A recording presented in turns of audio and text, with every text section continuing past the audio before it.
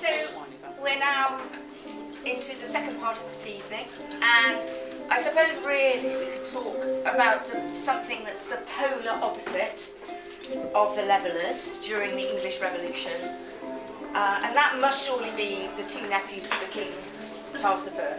Two privileged young German brothers, already well versed in the art of war, who rode to be at his side and ply their trade in his cause. The younger, Prince Maurice, was to wreak havoc in Dorset and had a big part to play in the lead-up to the Crabchurch conspiracy. His men pillaging both Dorchester and Weymouth, but the elder sibling was destined to be the one most remembered and celebrated. Rupert, Prince Rupert of the Rhine, was everything that a cavalier should be. And to tell us of the life and career of Rupert the Devil Prince, we are delighted to welcome back once again one of the most revered historians this country has ever produced.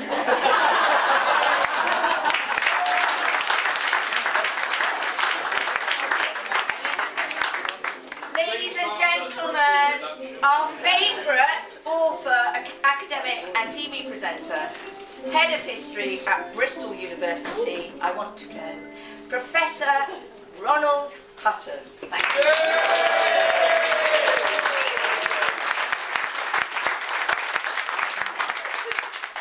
Oh, bleed now.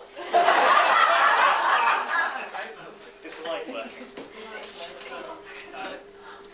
I'll give it a test. No. Is it not on? It doesn't matter, you can hear me. Okay, after all this celebration of the slaughter of royalists, it's nice to put a word in for the other side. All the same, it's a qualified word. My title is The Devil Prince. Admittedly, it was chosen for me by one of Weymouth's present citizenesses. And it was so sexy that I thought I'd keep it. And it's how his enemies saw him. As a foreign mercenary, indifferent to English liberties and religion, cold-hearted, brutal, and savagely and terrifyingly efficient. That's Rupert to his enemies. And he even had a terrifying line in disguises. His enemies believed that Rupert, like a character out of the Arabian Nights, would sneak into their camps by night in disguise, get information, and then go back to his army to apply it. And on top of this, he had a suspicious taste in pets. It was rumoured even that his favourite dog was a demon in disguise. People shot firearms at Rupert at point-blank range. They always misfired or missed. So, to his opponents, he's not quite human. But, as I shall indicate, to his friends, he can be rather scary as well. In modern memory, there are two great heroes of the English Civil War, and have been for about 200 years. On the parliamentarian side, of course, it's Oliver Cromwell, God's Englishman. Devout, slippery, brilliant, able, and dedicated to Englishness. On the other side, we have Rupert, handsome, dashing, superbly dressed. He was the guy who invented the cravat as an article of gentleman's clothing. One night he went to see his uncle, the king. He didn't have time to put on a collar properly, so he knotted a silk handkerchief around his neck, ran through the streets, saw his uncle, and came back. And people spotted him, and men began knotting their handkerchiefs around their necks in imitation. And this has been a style ever since. So even by accident, Rupert creates lasting fashion for our nation. Inspiring. So, which is true? The devil or the hero? The answer, of course, is both. I'll look at him first as he's best known, as a soldier. He arrives in England from Germany at the age of 23. He has never commanded anything. In fact, his main achievement has been to be taken prisoner in his one and only battle and held captive for over 2 years. And the king gives him command of the cavalry in the Royal Army. This is a typical senseless, short-sighted, stupid royal gesture. Rupert gets the job because he is a prince. He is the nearest adult living relative who's a man to the king, so he gets the cavalry. He could have been a complete catastrophe. It's just sheer luck that he isn't. In his very first command, he turns out to be gifted. His tactics are very simple, and that is inspirational leadership. He leads his horsemen at the enemy and smashes them at the gallop. He does this in the first skirmish of the war at Powick Bridge. At Edgehill, the first great pitched battle, he smashes the enemy cavalry and puts them to rout in the Thunderbolt charge. It's only the fact that the royalist infantry give way behind him that creates a drawn battle instead of a royalist victory. And then for nearly 2 years, he commands detachments. He is very, very good at leading raids on the enemy that catch them unawares and cut them to pieces. And he's also good at storming towns. Now, storming a town is the siege equivalent of a cavalry charge. You don't waste time with starvation, you don't waste time with digging trenches. You just tell your men to climb over the walls and get the place, and they do, if Rupert tells them. At Brentford, which you heard, Cirencester, Birmingham, Bristol, the second city of the land, Stockport, Bolton and Liverpool, town after town falls to Rupert's men. But it's hard on the men, because even in the early hours of the morning, which is when Rupert always attacks towns, climbing over defences is a dangerous business, and he loses a lot of men in the process. And it's also tough on the town, because the reward that he gives his soldiers for storming a town successfully, breaking into it, overpowering the defenders, capturing the place, is that they can plunder it for a day and a night at will. And they get rich this way. Men who follow Rupert don't actually need to be paid very much. They can fill their pockets from storming towns. At the end of the war, Rupert storms Leicester in the same way. And when his soldiers are defeated at Naseby a couple of weeks later, the parliamentarians are amazed to find that not a single one of them has less than £5 in cash in their pockets. They have looted that town bare. When he takes Bolton in Lancashire, his soldiers who live locally head home with enough plundered cloth from the warehouses on their heads and shoulders to keep their family warm for generations. It's a brutal way of waging war, but he doesn't massacre civilians. He just strips them bare of their property. And his soldiers love him for giving them the goods, literally, in exchange. And he's good at taking the enemy by surprise. When Newark, as you've just heard, one of the main fortresses of the East Midlands, is surrounded by parliamentary besiegers, Rupert takes them totally by surprise and destroys or captures the entire parliamentarian army. So, in terms of speed, daring, ruthlessness, as a relatively small-scale commander, commanding a few thousand against a few thousand, he is unstoppable. But what is he like, commanding a full-scale army in a full battle? He only does it in 2 battles of the war. They're 2 of the most famous, they're the 2 biggest. Let's look at them in detail. The first is, of course, Marston Moor, the bloodiest and biggest battle of the war, 2nd of July, 1644. The city of York, the king's capital in the north, has been besieged for 3 months, with the royalist Northern Army trapped inside it, by 3 parliamentarian armies from Scotland, East Anglia and the north surrounding it. Rupert's ordered to relieve it. He comes down the west side of the River Ouse, this river that floods York with remorseless regularity, century by century, that flows through the middle. So, the 3 enemy armies reunite on the west bank and move north to face Rupert and stop him getting to the city, break his army with overwhelming numbers. What does Rupert do? What would you do if you were brilliant? Throw a bridge of boats over the river and move his army like lightning to the other bank.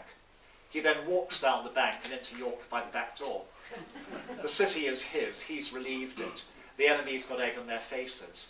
And what Rupert now plans is the very next day at dawn to move all the royalist soldiers, his army and the army inside York together, and hit the enemies in the back while they're still facing towards where he was, destroy them, and win the Civil War in one day.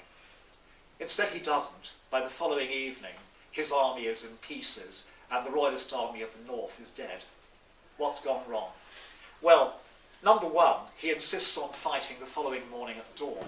He doesn't rest his exhausted army. He doesn't give the army inside York a chance to breathe a sigh of relief after 3 months of siege. Second, he orders the Royalist army inside York to join him outside under his command at dawn. But he doesn't command it. He's got no right to give it orders. And so the following morning it doesn't turn up. It's arguing over whether this stranger has any right to tell them what to do in their territory. So Rupert's now led his army out against the rear of the enemy and is sitting there waiting for the troops from York to join him. And they don't turn up. And he's now left with a much smaller army, paralysed outside York, with an overwhelming enemy force turning round to fight him. But he calls up the troops from York. In the afternoon, they at last arrive and join him. It's too late now to take the enemy by surprise. He dare not turn his back and retreat. What does he do? He draws up a defensive strategy. He positions his troops so when the enemy attack, they'll get the roughest possible time. And then he waits for them to do so. And the enemy look at him, see what he's doing, and don't attack. The day goes by. It's getting into evening. And Rupert gets bored. And it's then he makes mistake number 3. He tells his soldiers to knock off and cook dinner.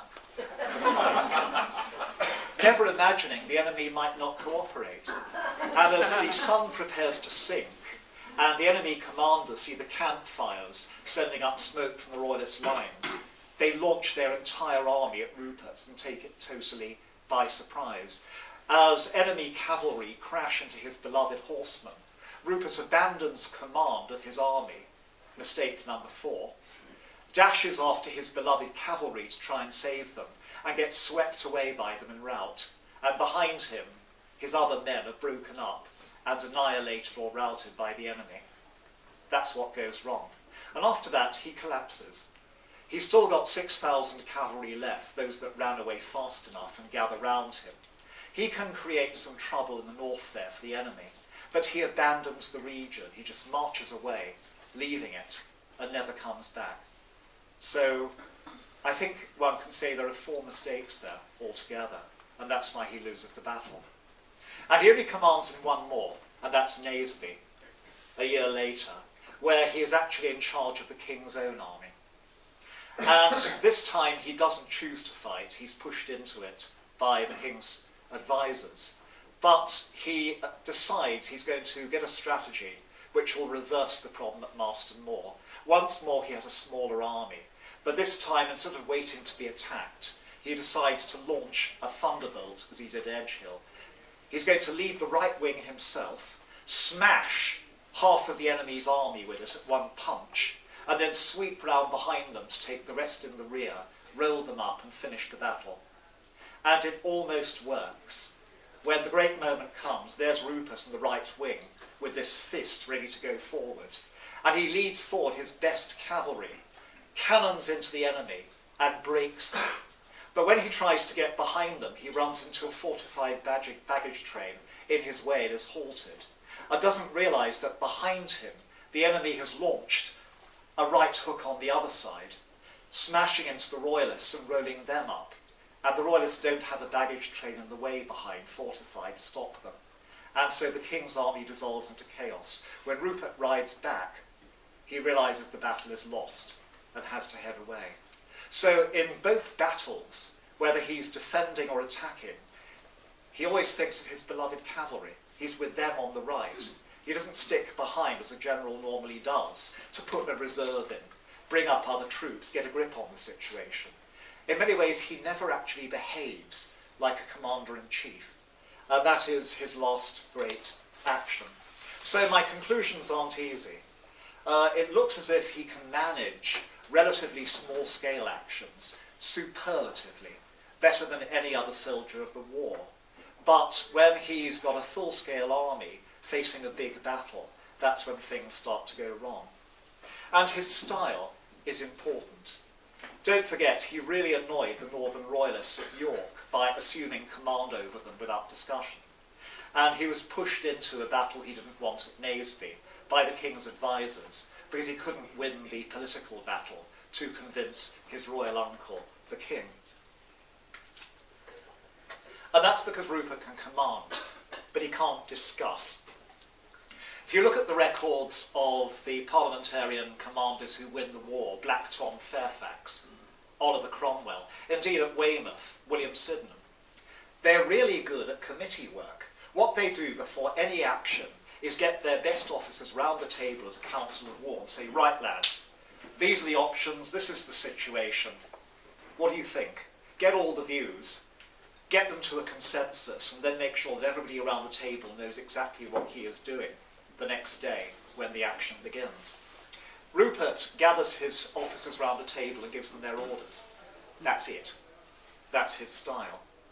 One of his officers said that he seems, with a pish, to neglect all another said.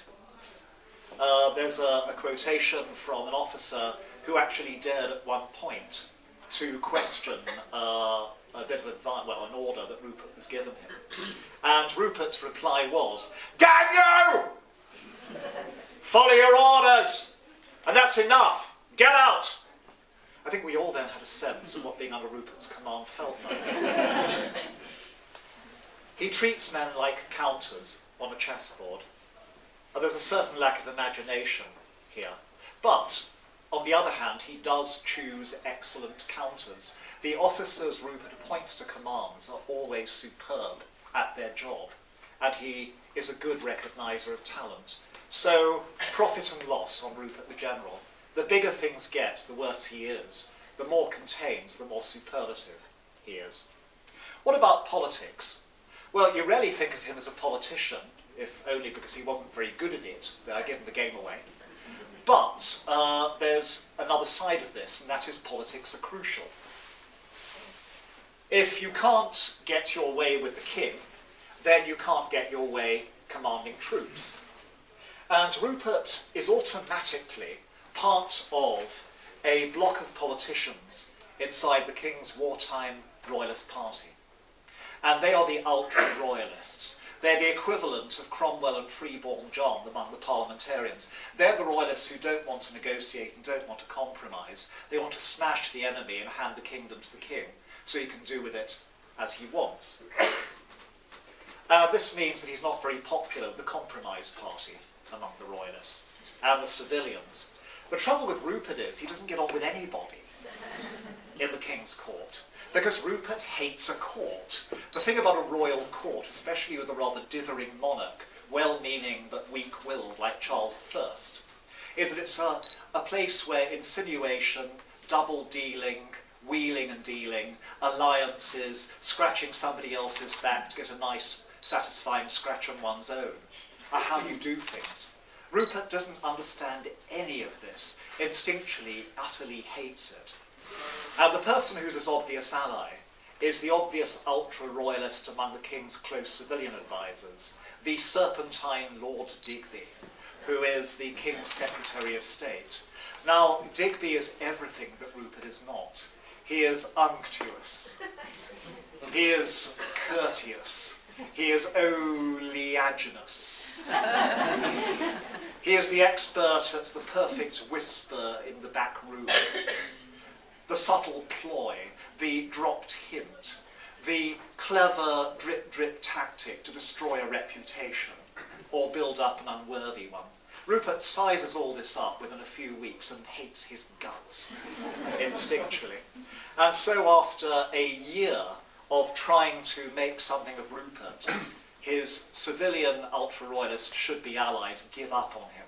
And Rupert can't stand it. He actually says to the king, "I can't bear being around your courtiers. Give me an army and let me go." So after 1 year, he's always sent off to command actions elsewhere and keep away from court, where he can't upset anybody, and it doesn't upset him. But by the last winter of the war, this doesn't work anymore, because the chips are down, the king is starting to lose. If he makes another mistake, then the war is gone. But if he doesn't, he might yet win it. And very, very reluctantly, Rupert is persuaded to make things up with Lord Digby. And for one precarious winter, the two of them actually get on uneasily, and their alliance keeps things solid. Suddenly, there's a concentration, there's an efficiency, there's a direction in royalist planning, with a soldier as good as Rupert and a politician as good as Digby alongside. But it can't last because of Rupert's personality. I don't like Digby. I mean, nobody does these days. But being in alliance with Rupert must be rather like being stuck in a locked cage with a mangy tiger that's extremely badly fed. Sooner or later, Digby knows Rupert's going to lash out at him, because that's what Rupert does. And by spring, right at the beginning of the campaigning season, it begins to break. They begin to turn on each other because Rupert has come to the end of his tether. He can't pretend to like this dreadful courtier, even though the man is useful, and begins to try and destroy him, begins to tell people how impossible Digby is and how Digby must go. Digby tries to get a balance by planting a cavalry commander who's good and is a friend of Digby's in his army, the Lord Goring, who arrives at Weymouth later on. And what Rupert does is turn jealously on Goring and persuade the king to send Goring and 3,000 crack cavalry away. That's why they end up at Weymouth, instead of marching with the king. That's why they're sent down here. And that's why when the king launches himself in his final campaign, he is lacking his second best commander and 3,000 of his best horse. He's fighting with one hand tied behind his back when he fights Parliament's army. And that's when Digby breaks. He thinks, I can't stand being cooped up with this 25-year-old lunatic any longer. We've got to end this bloody war just so I can get away from Prince Rupert. And that's why at Naseby, he persuades the king to stake everything on a decisive battle, when the king's army is outnumbered and the enemy are on a higher hill. And that's when Rupert tries this right punch knockout tactic and fails, and the king's army is destroyed. And after that, he is simply redundant. He is sent to hold Bristol, he fails to get it, and Digby uses his arts, so honed, so practiced, so devilish, and destroys Rupert. He insinuates into the king's mind the idea that Rupert is actually a traitor, has turned against him. And the king sacks Rupert, and that's the end of his career in the Civil War. So as a politician, Rupert is catastrophic, and that's really unfortunate, because if he had any talent at that, the king might have won the war. Rupert would have known how to manipulate the king's advisors, got them on his side, and there'd have been a bit more coherence and common sense to the royalist war effort. But let's last of all turn to a side of Rupert which almost nobody remembers or has remembered, and that is the administrator. Now, that sounds really boring, but any of you who know anything about military history, and that's an abnormally large number of people in this room for most audiences, will know that logistics is absolutely vital. If you don't have as many men or more men on a battlefield than your enemy, and they aren't well equipped, well fed and loyal, then you're going to lose. Now, we never think of Rupert as a bureaucrat, as a pen pusher. We always see him on horseback, with a dog running at his heels and a sabre in his hand. A superb black Barbary horse behind, that's an Arab horse in modern language, and a blood-red cloak on his shoulders. And ladies, he was good looking. He's got Brad Pitt's icy scowl. Amazingly, he was a superlative administrator.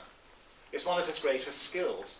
Now, interestingly, great generals generally aren't. Napoleon wasn't. His troops won battles because they moved fast and hit the enemy from unexpected points. But they had to live off the country, as Napoleon couldn't be bothered to arrange supplies for them. Bad for the country, also very bad for the soldiers if they don't win quickly. Think what happens in Russia in 1812. Alexander the Great is the same. Most of his army that conquers Persia dies on the way home because of lack of food. But Rupert is the exact opposite. In the first winter of the war, when his soldiers are quartered round the king's capital at Oxford, There aren't enough pay or provisions. Troopers desert, officers call each other grubs or caterpillars, and fight over the limited resources. Rupert sees the situation and realises that efficient provisioning and supply is everything. So as soon as he gets an independent command in the next year, he takes the local people into partnership, led by their beloved and approved general gentry leaders, their regular leaders, and the town councils of the land, and get them to make agreements. In Worcestershire, he reduces the number of soldiers in the county to the level which the county's tax can actually support. In Shropshire, he reforms the local system of rates to make it fairer and more efficient, so the rich really are paying more, and the poor aren't being destroyed by taxes. And he tells his officers in Wales to agree a level of taxation with the local people. Be courteous to them, be gentle with them, inspire them with the rewards they're going to get when the war is won. Treat them as equals and partners, not as subordinates. If Rupert had only shown the talent with court politicians he shows with handing the public, things would have been very different. There is still a kind of nagging futility about so much of what happens. I'll give you 3 snapshots of Rupert in action, with the sting in the tail, the end. Lady Mayor, as somebody who presides over a great community, will appreciate the importance of having a community on your side, winning hearts, winning minds, pleasing the people, at the same time as having to get the job done in terms of services and in terms of levying cash. Rupert and his officers are in the same position. Okay, case number 1, Apsley Castle. It's not a castle, it's a cute-looking country house. It's east of Shrewsbury, which means whoever is in Apsley Castle dominates the eastern approach to Shrewsbury, which is a town Rupert must keep. The owner is a nice but dim country gentleman. Okay, yeah. And he is ordered by Rupert to defend his home. And when the message gets to him, being a nice but dim country gentleman, he says, okay, yeah, how? And so Rupert gives him 3 choices. And these are Rupert's standard 3 choices if you own a nice looking country house that could be a useful fortress. Number 1, pay to stick in a garrison which you command, and after I think it's good enough, you're in charge. Number 2, I'll send some of my soldiers if you don't know what a soldier is, and one of my officers to command your house, and that way things will be fine. But there's a third option. Oh yes, says the excited gentleman keenly. What's that? I'll blow your house up. So the gentleman puts in a nice but dim garrison, which then promptly loses the house to an enemy attack. Rupert promptly counterattacks, drives out the enemy and blows the house to smithereens. Number 2, let's stay in Shropshire. It's a county with great Civil War records. One afternoon, an August afternoon, 1978, I went to the newly opened county record office, and I noticed that they had an uncatalogued chest that, when the papers were found, that had a royalist officer, and they brought it up for me, and it was opened. It was full to the top of documents nobody had ever seen before, all cataloguing the Civil War in that part of Shropshire. And there's a pub in a village called Middle in the north. Middle is a half a sheep town. It's in the sticks. It's full of the English equivalent of hillbillies. But Rupert's troops pass through it. And Rupert leads some of his soldiers to the town pub, the one pub in the town. It's one of those villages, one pub, one church. And Rupert goes in, asks for a mug of ale, drinks it, praises the ale, pays generously for it to the pub owner, turns round to his soldiers and says, this is the way you treat a pub. I wasn't kidding, the ale is good. Enjoy yourself. Here's some money from me for the first round. Now off I go. And Rupert then rides away, and the soldiers drink the pub dry and pay for nothing. Again, that's war. Even Rupert, doing his best, cannot do anything about it. The third example is from a royalist gentleman at Worcester. Rupert passes through the city, busily organising things. And the gentleman finds that he's have his accounts and he's right. And so he goes to Rupert to explain it. But when he finds the prince is actually on horseback riding for the North Gate. And the man shouts, "Prince, Prince, I have a problem." Now, Rupert's in a gallop for the gate with his entourage behind him. What does he do? He screeches to a halt and says, "You got a problem? Okay, let me hear it." And the gentleman comes up and explains it. Rupert listens to him and says, "Show me the papers." And the man gives Rupert the papers. He stuffs them inside his doublet and then goes into a gallop again. And 2 days later, the gentleman gets some signed orders from Shrewsbury showing that Rupert that night has read the papers, seen the man's grievances just, and sent him a letter ordering that his grievances be addressed. It's an anecdote worthy of the biographer of any monarch at any time, showing how a ruler, or a commander, or a director should behave. A year later, the gentleman still hasn't got the committee to pay any attention. So it's time for me to sum up. I agreed to cut down my talk a bit in order to get us a bit back on time. What about this prince? What's he like? Well, clearly he's some kind of hero. He can be brilliant in leadership, and as an administrator and somebody who loves and understands the common people of England when he's not actually storming their towns, he is quite remarkable. But he's still a grim young man. His portraits are perfect studies. There are kind of two types of 17th century portrait, and the one is complacent and the other is empty-headed. Either you're kind of leering generally at the painter and hoping that he'll stop sometime, and there you end up in oil. Or else you're puffed up in your black breastplate to show that you're a soldier, or wearing your silks and your satins and your lace to show that you're a gentle person, with some subtle reminder of your status, like a view of your country house behind you. Rupert never smiles. Think of that Brad Pitt glower again. His mouth is always slightly turned down, a twist, a saturnine twist. And when you look at him, those deep eyes, there is an extraordinary melancholy about him. He's a troubled young man, always with weight in his mind. And when you delve back a little further, you can see why. Because his family is the most distinguished ruined family in Europe. He was born in a city that was falling to enemies, his father's capital. He's been a refugee all his life. His father died in despair and exile. His eldest brother was drowned in an accident as a teenager. His mother withered away, embittered, an English princess who taught him perfect English. He's got no stable background. And as I've hinted at the beginning, in his one and only engagement as a teenager, he's captured and kept in prison. So I think he's somebody who always feels as though fundamentally the world is a lousy place. And that the Civil War, he got his one chance to make it something else, make a dream come true. And somehow he never did. He's not a mercurial, dashing, laughing cavalier. He's a young man with the world on his shoulders. But he's also, frankly, a young man with a bit of a personality problem, as American therapists would say. And this floors his achievements.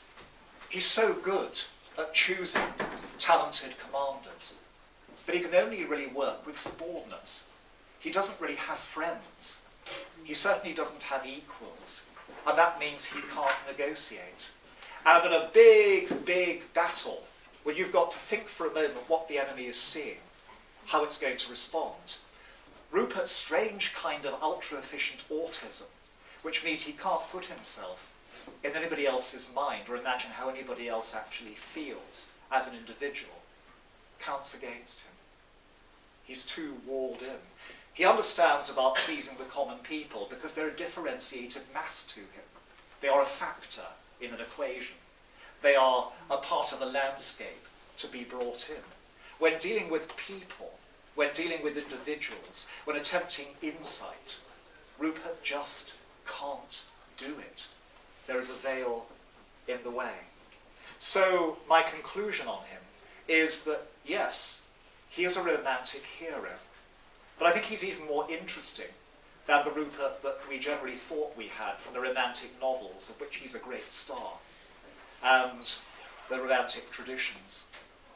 Not so much the careless, carefree, well-dressed, sparkish, young cavalier, the cavalier of wine and women and song and velvet and lace and satin and courtly dancing, or even the dashing hero, the cabaret beau geste et beau sabreur. This is a romantic hero like Lord Byron or Heathcliff, dark, tormented, at war with the world, knowing in his heart he's brilliant, but never having a home, never having a family, never having a country, only briefly in the Civil War having a purpose, and then seeing it all go forever in front of his eyes. He's a dark, romantic hero, and that sadness in his eyes, I think, is absolutely genuine. So if there's one thing that a historian perhaps can do and should do for his fellows or her fellows in a nation at the present day, it is to humanize the past. Not simply to explain parts of it, not even to bring it to life, something which, of course, is a partnership with reenactors at the present day.